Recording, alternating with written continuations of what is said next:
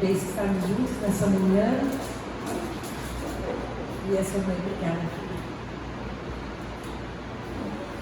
Essa manhã de ceia do Senhor, onde nós nos reunimos como igreja para cumprir essa aqui, é uma ordenança do Senhor.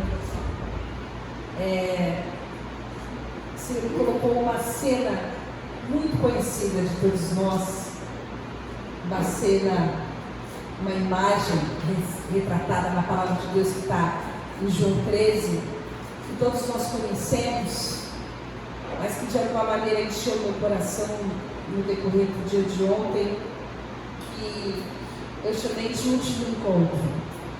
Na verdade, não é o último encontro que Jesus tem com seus discípulos, não é o último momento onde eles estão juntos, mas há um clima de último encontro. Porque, de fato, antes da morte de Jesus, é a última vez que esses discípulos que estiveram com Jesus por 3 anos vão ter o prazer de estar com Jesus. E se você abrir a sua Bíblia nos últimos capítulos de João, a partir do capítulo 13 até o capítulo 17, você vai poder entender que é o momento em que Jesus tinha coisas muito preciosas para falar com seus discípulos. E é um momento em que foi instituída essa ceia da forma como que nós fazemos hoje. Era uma noite de Páscoa, uma noite que antecedia a comemoração da Páscoa, e esses discípulos então se reúnem com Jesus depois de ouvir cada palavra que Jesus falou, ver cada milagre que Jesus realizou, contemplar a compaixão com que Jesus tratava as pessoas, a forma como que Jesus abraçava as crianças, o que Jesus chorou por Jerusalém, o que Jesus tocou os leprosos, tocou o outro. Eles viram coisas que eles jamais imaginavam que pudessem presenciar e experimentar. E nesse momento, então, quando eles se chegam para fazer essa última refeição com Jesus, Jesus tem coisas muito preciosas para tratar com eles. E é sobre esses primeiros versículos do capítulo de João que eu gostaria de conversar com vocês. O texto fala que um pouco antes da festa da Páscoa, sabendo Jesus que havia chegado um tempo em que deixaria esse mundo e iria para o Pai, tendo amado os seus que estavam no mundo, amou-os até o fim. Estava sendo servido o jantar e o diabo já havia induzido Judas Iscariotes, filho de Simão, a trair Jesus. Jesus sabia que o Pai havia colocado todas as coisas debaixo do seu poder e que vieram de Deus e que estava voltando para Deus, e assim levantou-se da mesa, tirou sua capa, colocou uma toalha em volta da cintura e depois disso derramou água numa bacia e começou a lavar os pés de seus discípulos, enxugando-os com uma toalha que estava na sua cintura. Era a festa da Páscoa. A Páscoa era aquela comemoração mais importante dos judeus, onde eles estavam relembrando a grande libertação que eles tiveram do Egito. Nós sabemos disso, as 10 pragas, como eles foram liberados, como o coração do faraó ficou mole para libertar o povo de Israel. E nesse momento havia uma nova instituição, que é a que nós rememoramos hoje, que é a nova aliança que estava sendo firmada. Nós estamos diante do momento em que Jesus firmou conosco, com a igreja, uma nova aliança. Ele falou para os seus discípulos: eu vou fazer com vocês uma nova aliança. E a gente precisa entender qual era o clima que existia aqui nesse lugar, nesse momento, nessa ambiência. O texto começa dizendo no versículo que Jesus, tendo amado os seus, amou-os até o fim.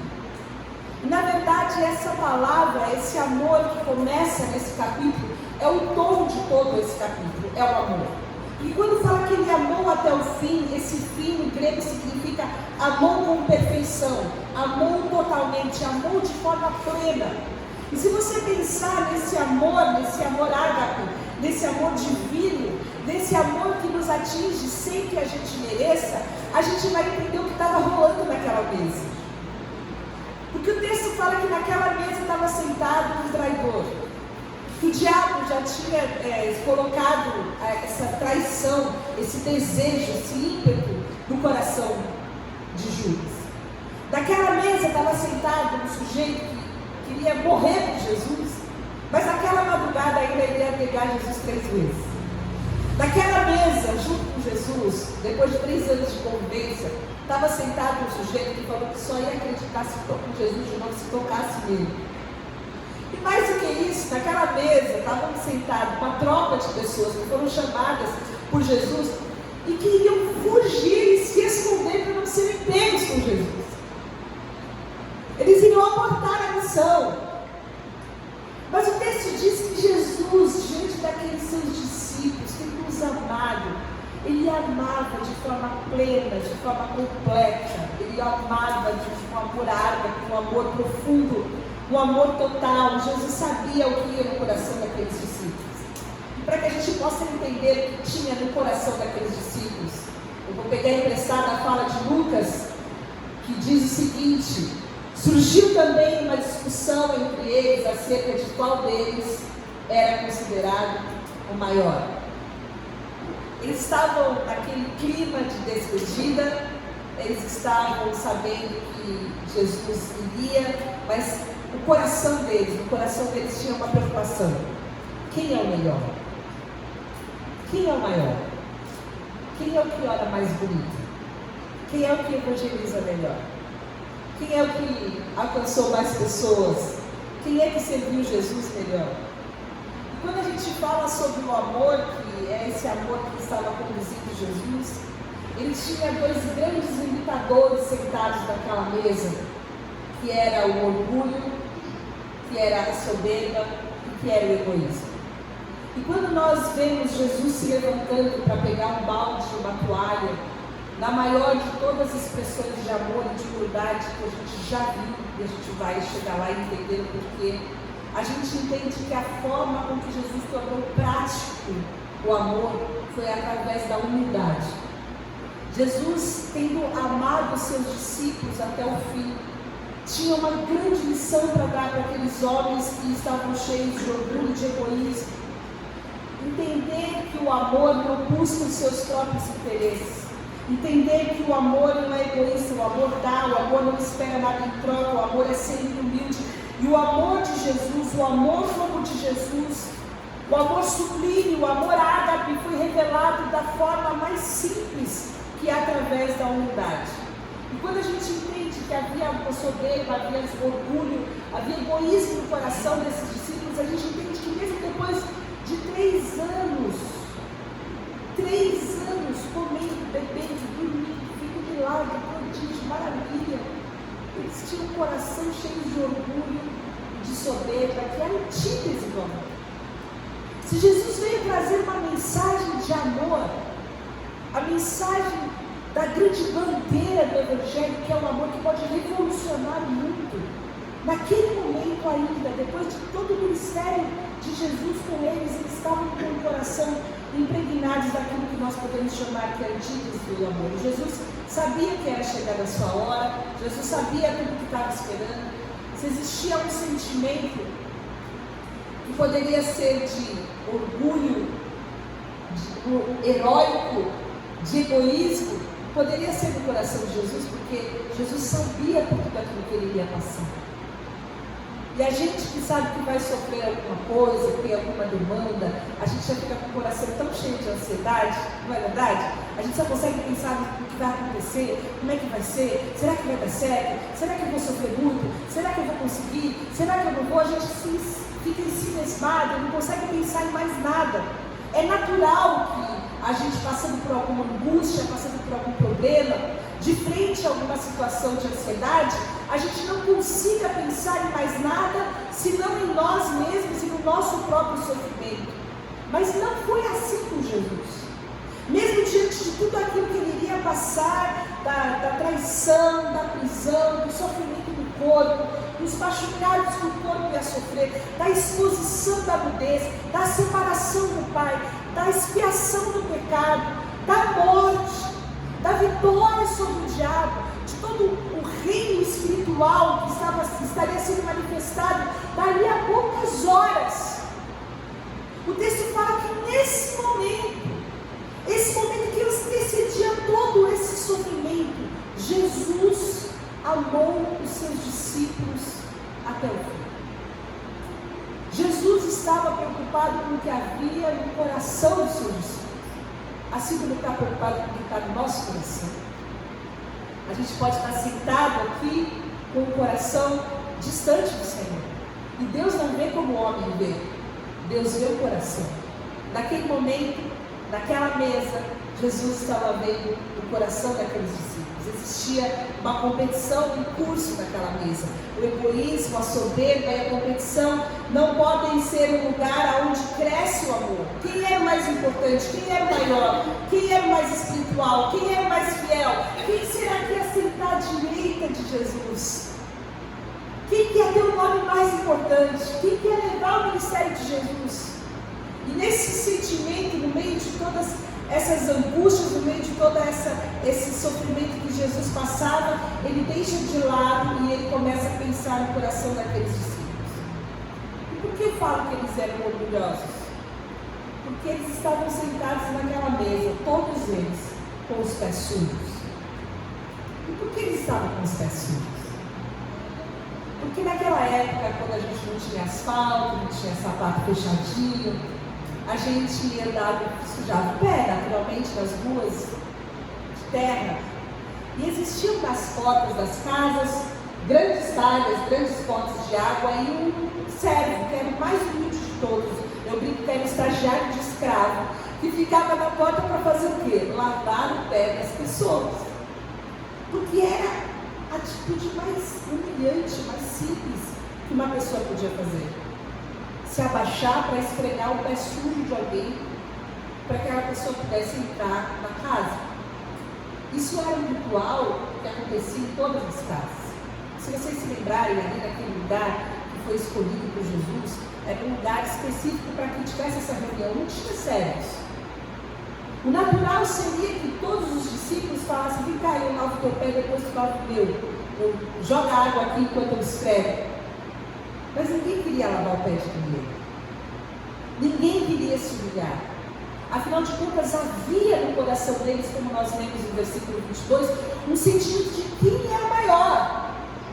Havia naqueles homens de pés sujos um sentimento de egoísmo, um sentimento de orgulho, algo que impedia de eles verem as necessidades uns dos outros e estarem disponíveis para satisfazer, para cuidar, para suprir a necessidade dos outros. É por isso que Jesus, tendo amado seus discípulos, amou-os até o fim. Amou-os aqueles discípulos ao ponto de ouvir seus corações, de entender que havia um senso de maioridade no coração deles, de competitividade, que precisava ser quebrado.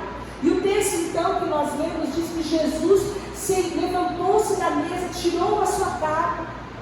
Jesus então se despe, ele tira a sua roupa, com toda a majestade, ele pega um jarro, derrama a água na bacia, depois de ter tirado seu vestido, seu manto, provavelmente ter ficado com uma túnica que era própria do escravo, ele então começa a lavar os pés dos seus discípulos. E eu não consigo imaginar qual foi o constrangimento do coração daqueles discípulos quando Jesus começa a fazer isso. Eu não gostaria de estar no lugar de nenhum deles ali. Eu não gostaria jamais de ter os meus pés lavados por Jesus naquele lugar. Eu acho que nenhum de nós. Havia algo que eles precisavam entender. E algo sobre o amor é que o amor ele cresce, ele se manifesta na unidade. Quando nós entendemos que existem necessidades que precisam ser supridas, que maior é aquele que serve. Jesus fez isso de uma forma muito forte. Jesus então ajoelha e se dobra e lava o coração daqueles discípulos e comunica um amor que é maior do que qualquer amor que eles já tinham conhecido.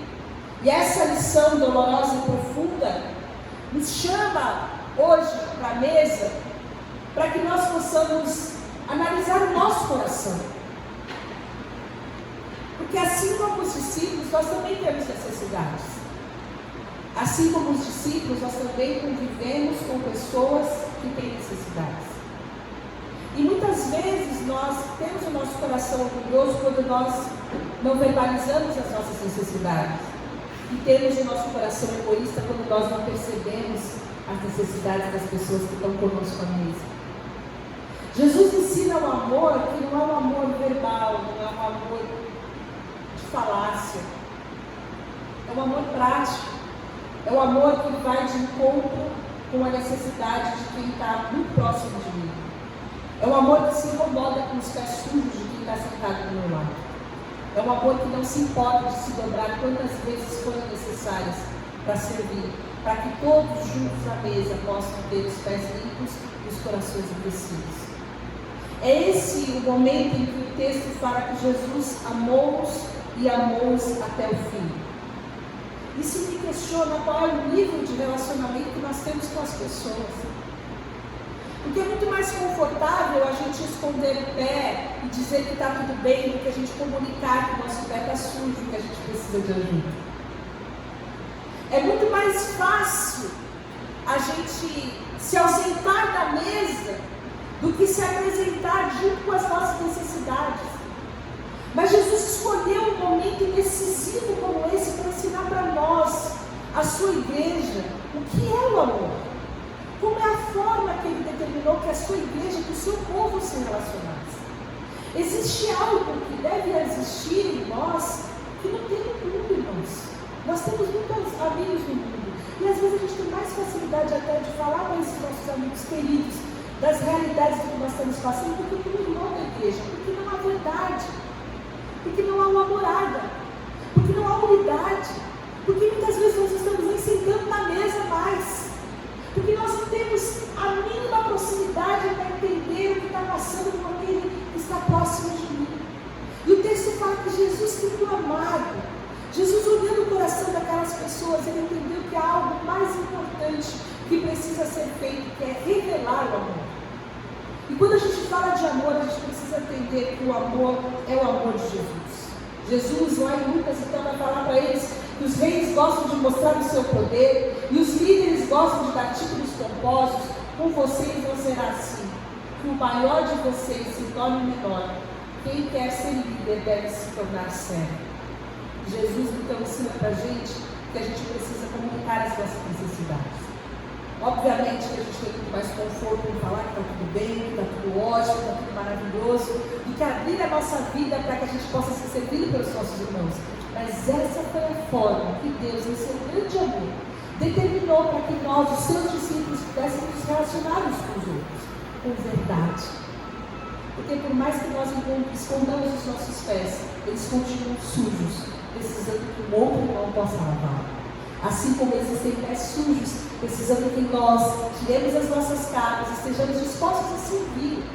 Igreja é lugar de amor, igreja é lugar de serviço, igreja é lugar de empatia, igreja é lugar de percepção, de perceber que o seu irmão precisa de você. Quão próximo nós temos andado uns dos outros para que possamos perceber as necessidades uns dos outros. A ceia do Senhor é um memorial que Deus estabeleceu para que nós pudéssemos nos lembrar dele, nos lembrar do sacrifício dele, mas nos lembrar juntos.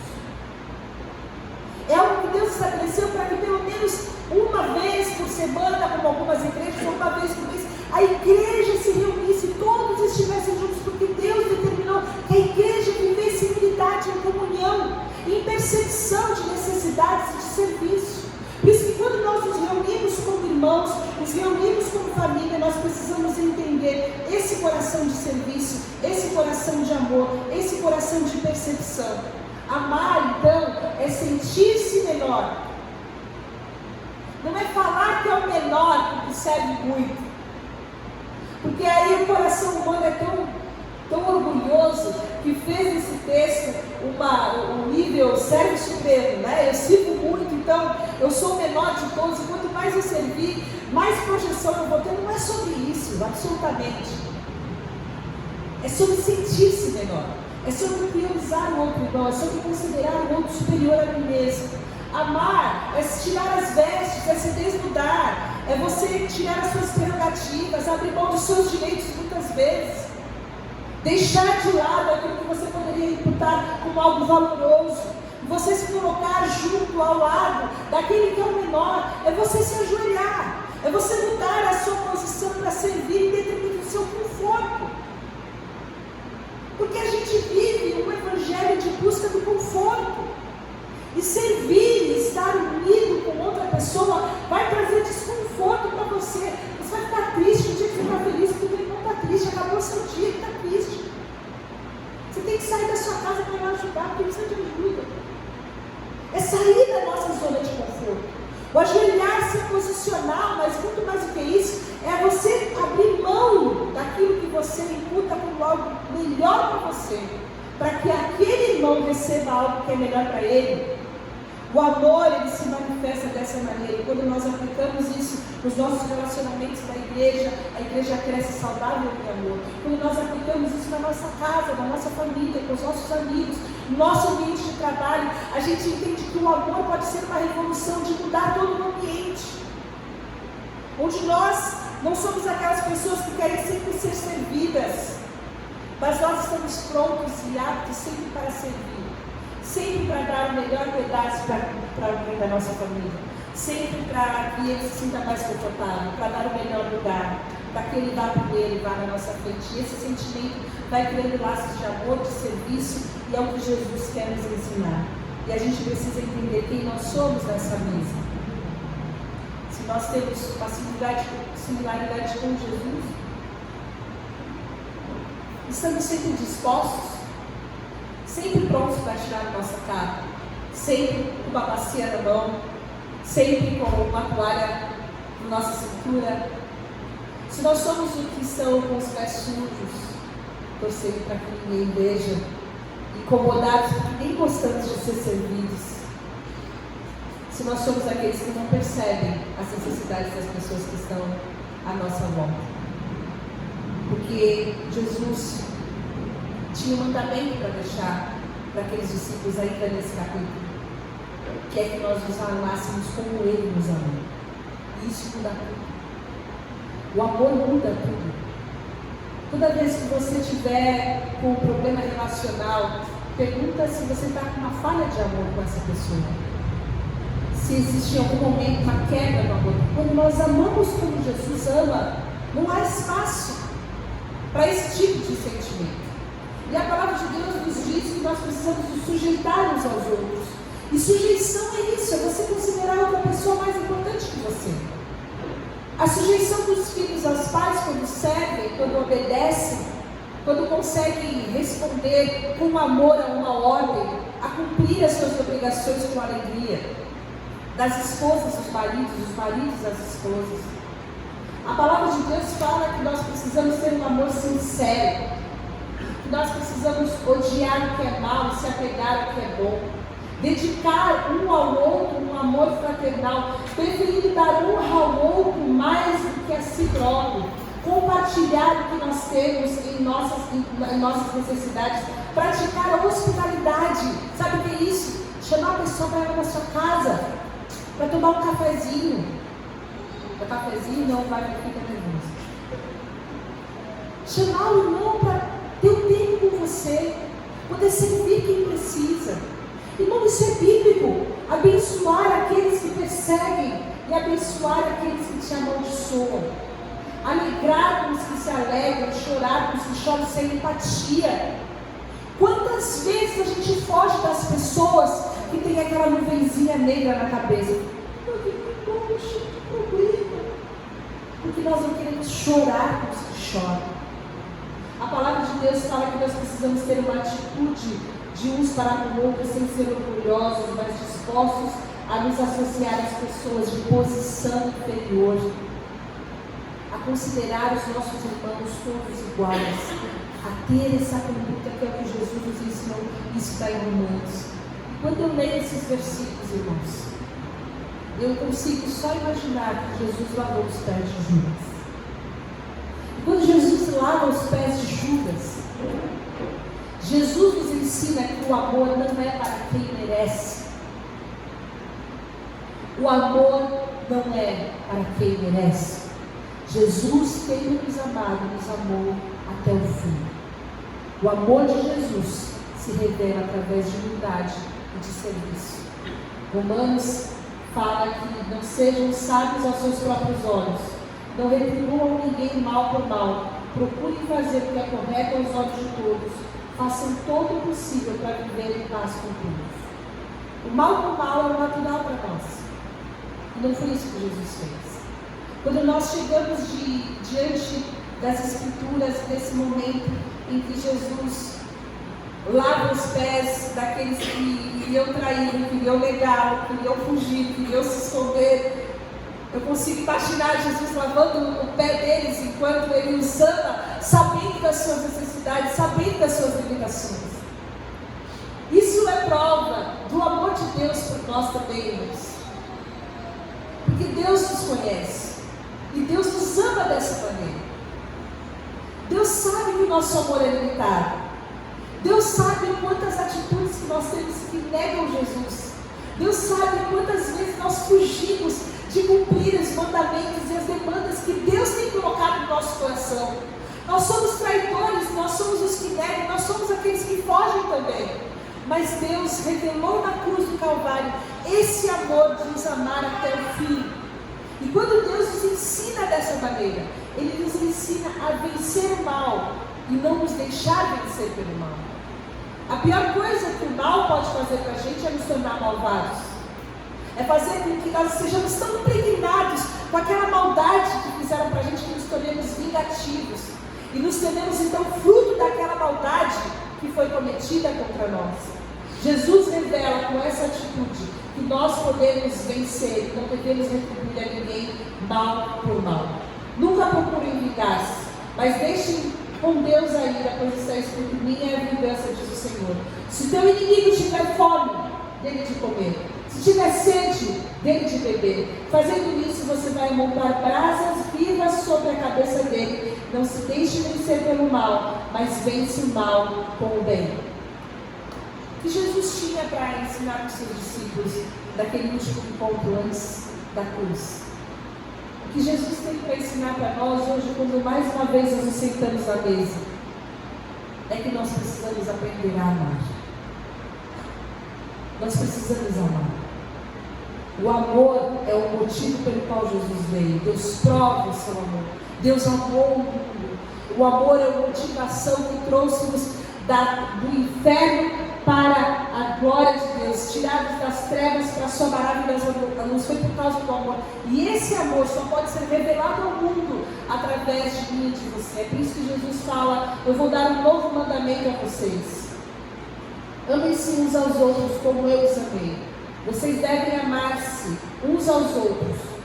Com isso todos saberão que vocês são meus discípulos, se vocês se amarem uns aos outros. Há um tempo atrás, quando perguntaram para Jesus qual seria o mandamento mais importante que precisava ser cumprido, nós temos falado sobre isso aqui. Jesus falou que era amar a Deus sobre todas as coisas e amar ao próximo como a ti mesmo. Nessa noite, reunido com seus amigos, quando ele faz com eles uma nova aliança, ele também estabelece um novo mandamento. O jeito de amar, o limite do amor já não é mais você. Você deve amar como Deus, como Jesus amou. Jesus amou até o fim. Jesus amou de forma completa. Jesus amou quem não merecia. Jesus amou quem iria trair. Jesus amou de forma humilde. Jesus amou apesar do egoísmo. Jesus amou apesar da soberba. Jesus amou. E às vezes nós temos dificuldade de amar dentro da nossa casa. Os filhos, alguns parentes. Às vezes nós temos dificuldade de amar amigos de anos. Relações se rompem. Nós temos dificuldades em praticar aquilo que Deus estabeleceu como marca do Evangelho, porque isso, as pessoas vão nos conhecer como discípulos de Jesus, se nós nos amarmos uns aos outros. E eu me pergunto o que a igreja tem deixado como marca no mundo. Vocês acham que é o amor? Vocês acham que a fala da igreja hoje no mundo é uma fala de amor? É uma fala de humildade? Uma fala de serviço? Nós somos a igreja. Nós temos a responsabilidade de levar esse amor, de levar esse novo mandamento para que o mundo creia, para que o mundo entenda, para que o mundo conheça, para que o mundo seja salvo por causa do grande amor de Jesus. E aí, quando nós abrimos a palavra em 1 Coríntios,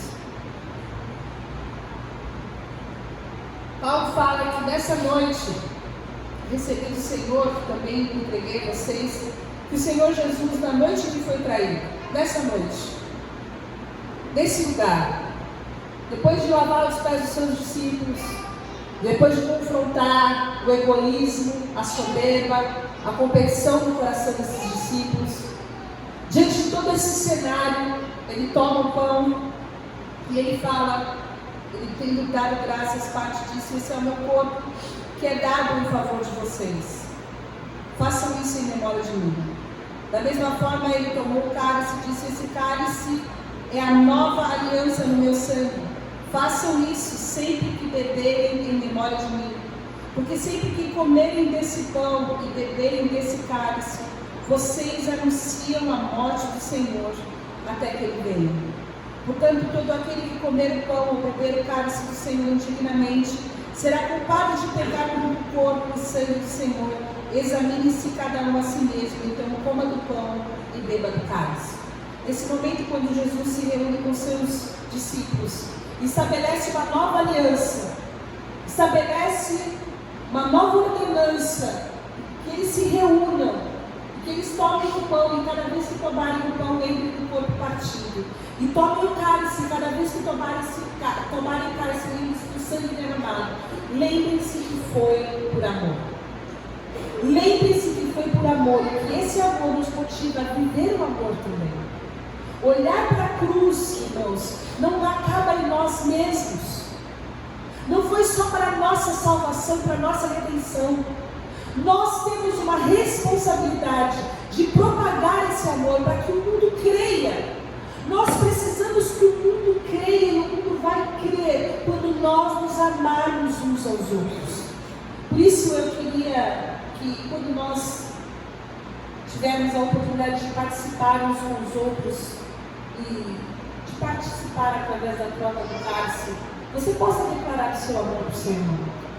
Você possa dizer para o seu irmão, eu estou disponível, eu estou com uma toalha no meu cinto, e se você precisar é só me chamar que eu vou lavar os seus pés.